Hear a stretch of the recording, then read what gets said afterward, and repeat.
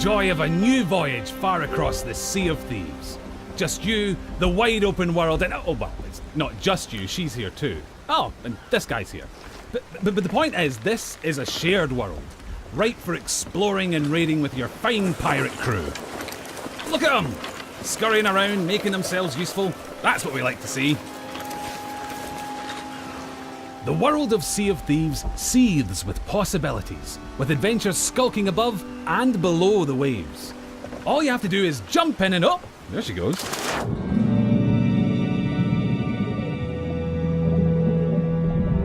Few things tempt a pirate like the siren song of a lootable shipwreck.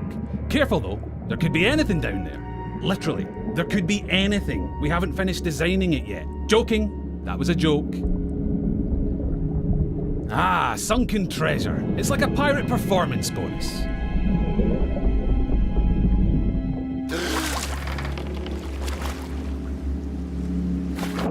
Every player's decisions and discoveries will be different, but however you plan on seeking your fortune, it pays to be prepared. For gigantic lumps of iron, these are surprisingly portable. Amazing workmanship. Anyway, better get them back on board while the coast is clear. There's really no sense in pushing your luck down here.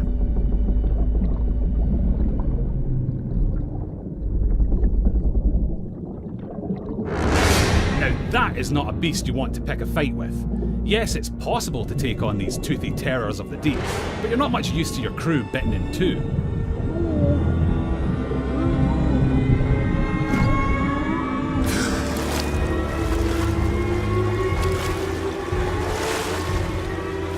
Sometimes a tactical retreat is perfectly acceptable, in the spirit of that legendary pirate captain, Pathetic Dave.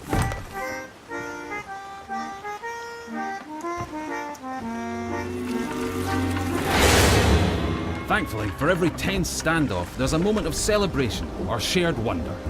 But for now, stow your hard-earned loot and enjoy the voyage.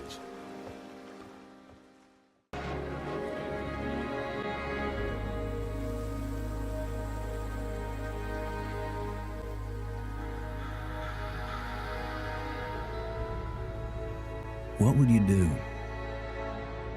if the world you knew was gone? All the comforts, the simple pleasures you took for granted. How would you protect yourself and the ones you love when the protectors can't even save themselves?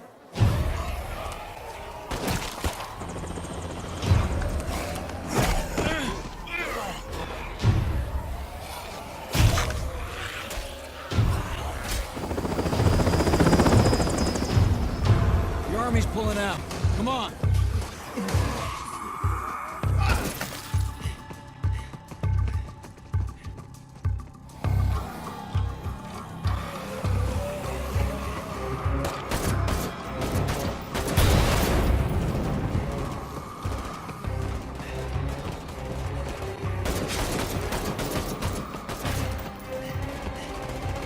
Last truck. Get in.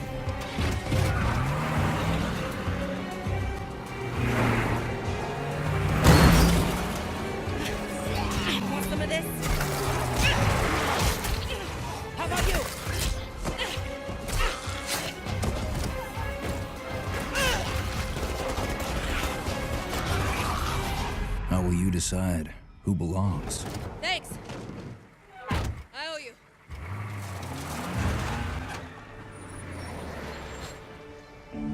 How will you choose a place to call home?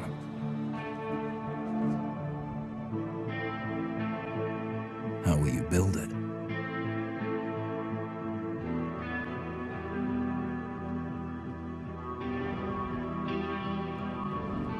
Work together to defend it. From the terror just outside the walls.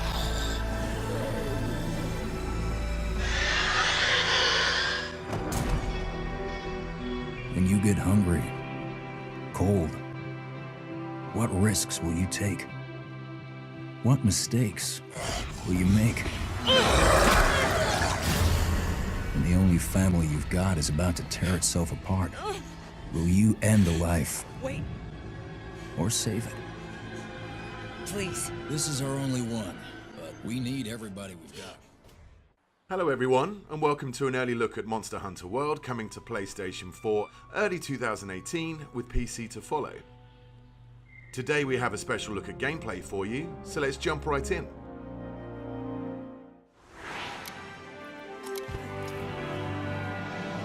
A monster that's been giving the Research Commission a lot of headaches has shown up again. We don't know exactly what the monster looks like, only that it sent dozens of hunters back in bad shape. So let's get right to it. Open up your map.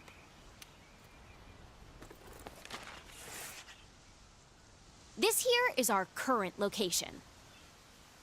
What we do know is that it marks its territory with a sticky mucus to keep trespassers out. I want you to head to this area and look for that mucus-like substance. Got it? Alrighty, partner. It's monster hunting time. Oh, one more thing. You're being timed. Good luck.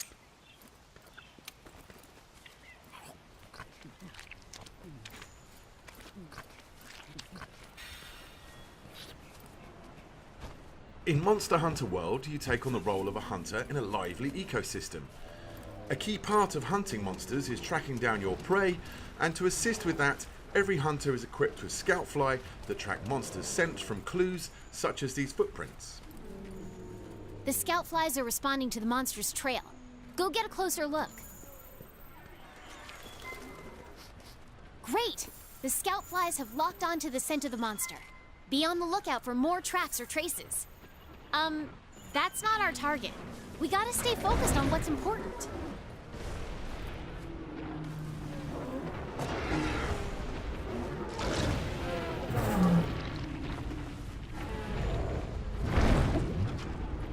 This here is the Great Jagras, a monster that can swallow its prey whole, almost doubling its size. It is not our main target, however, but it's conveniently heading in the same direction that our scout flies have been leading us, so let's follow it and see what it does.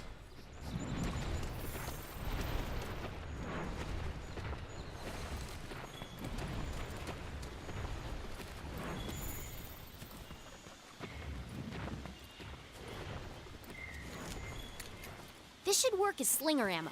You can use it to hit things that are far away.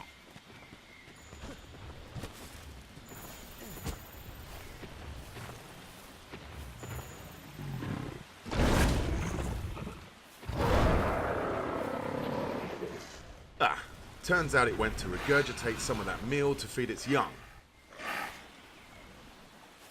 Monster Hunter World introduces monsters that can see and smell and hear you, so engaging in stealth is a sure way of getting the upper hand.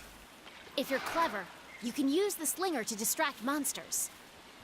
These small Jagras are always on high alert, so a hunter is using sound to distract them so we can move on to continue tracking our main target.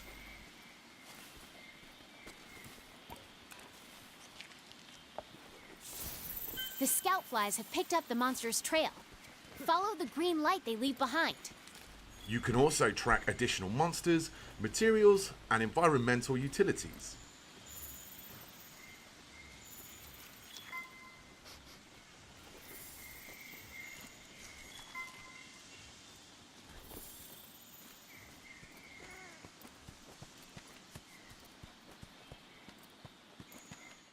We can see now the scoutfly formation is way more dense, indicating we have a pretty good grasp of the monster's trail.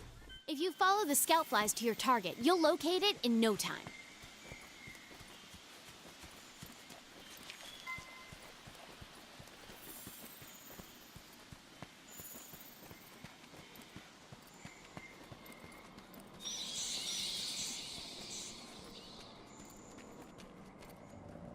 There, that's the quest target.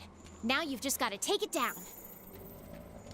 You're less likely to lose sight of a monster if you use the focus camera. The target today is a new monster for the series, called the Anjanath. We see that it is actually asleep right now, and a hunter could wake it and engage in combat here, but the cave is a tricky tight spot, so let's try and lure it into an open area. More than 10 years after the events of Crackdown 2, agencies thrust back into action after this large global-scale attack.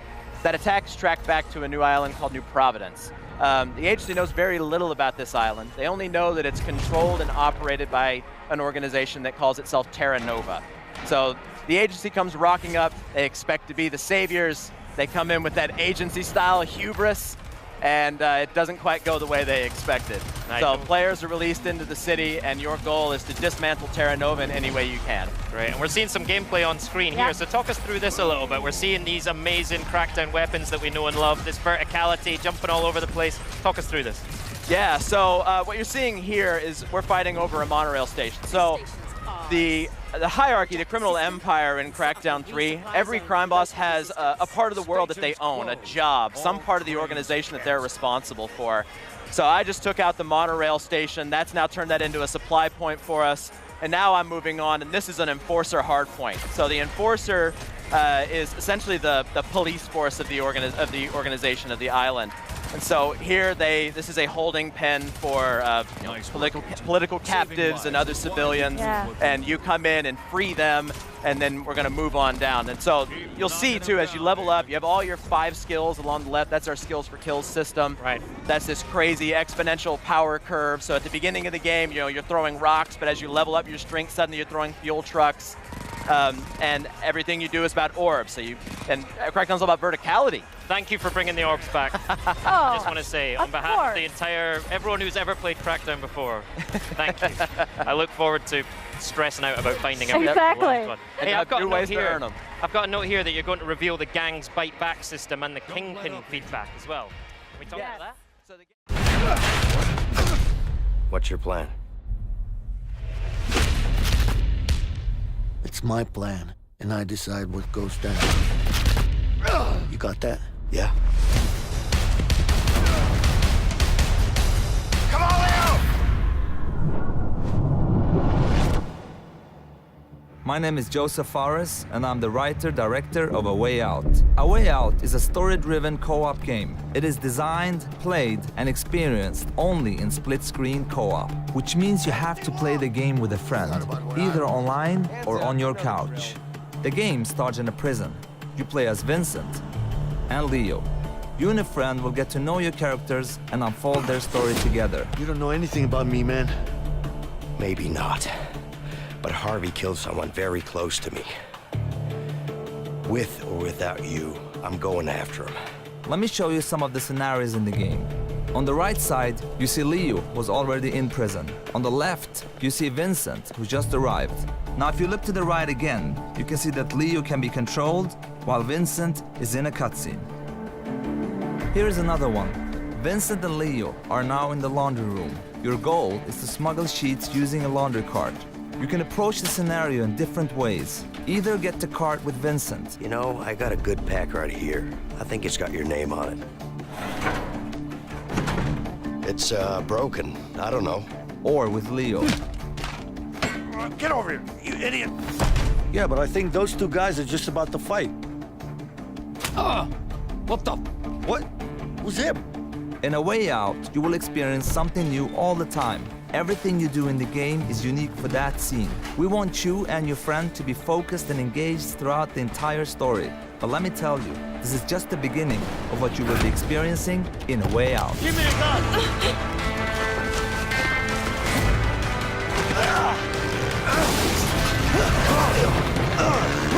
Get him! Run! Relax, man, I got this.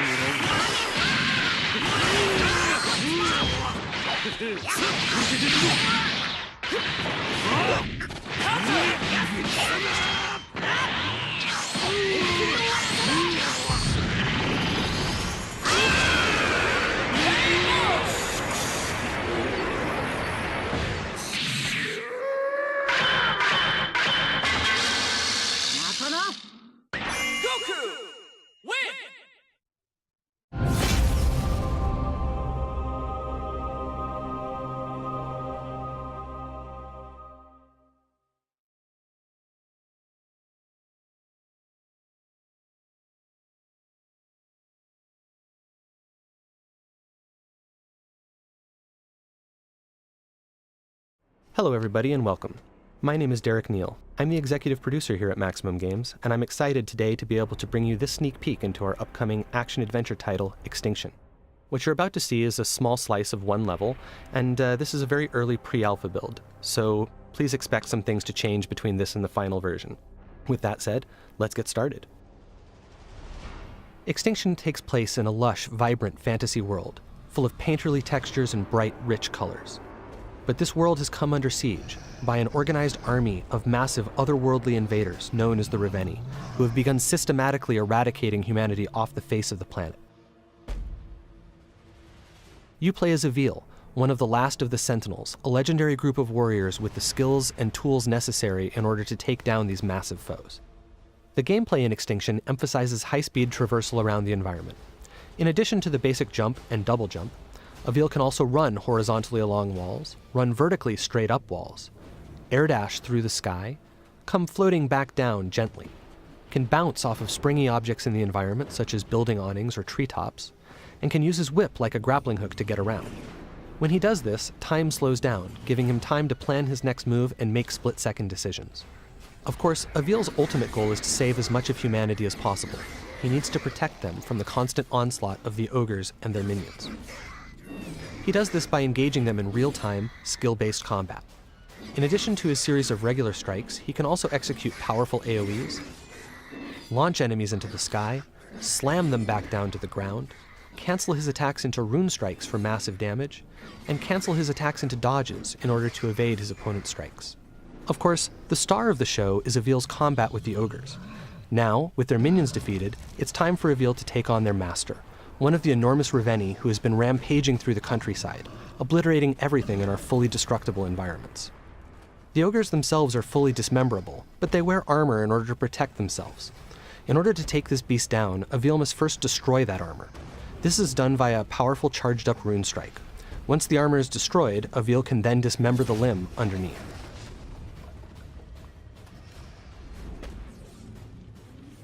Dismembering limbs like this builds energy which Avil will need to ultimately be able to strike the finishing blow.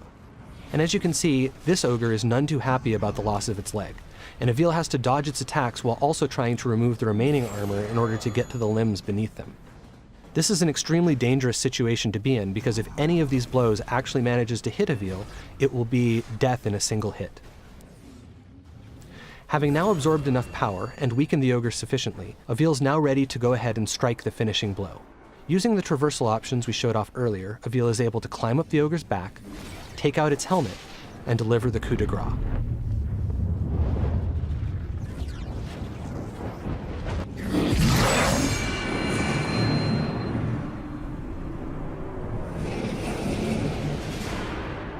That was a relatively easy fight against a relatively basic opponent, but not all enemies are so simple. Depending on what armor, weapons, and abilities they have, each ogre presents its own unique challenges, and requires different strategies and tactics to take down. Here, we have an example of an ogre decked out in gold armor. This armor does open up some new traversal options for Avil, but as you can see, it's also much harder to remove. Each piece is protected by multiple latches that must be destroyed in order to remove it.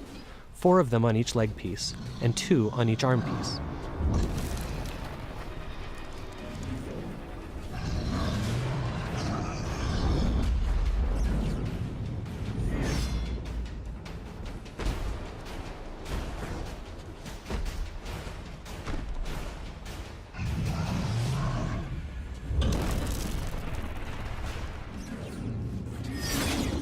Having finally destroyed all the latches, Avil is now able to dismember the first of this ogre's legs. Moving on to the arms, however, is now much more difficult, as they are constantly moving, making it hard to target those tiny latches. Avil must dodge the ogre's attacks and their minions' attacks while doing this.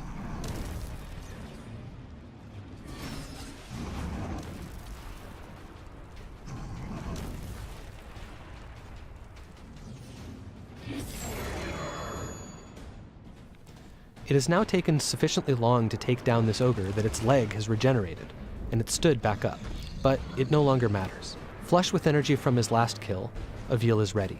He climbs up the back of the ogre and is presented with one final challenge, staying up there long enough to take out its remaining armor.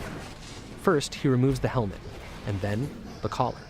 With these 2 obstacles out of the way and its neck exposed, Avil can finally go in for the kill, and so the second ogre falls.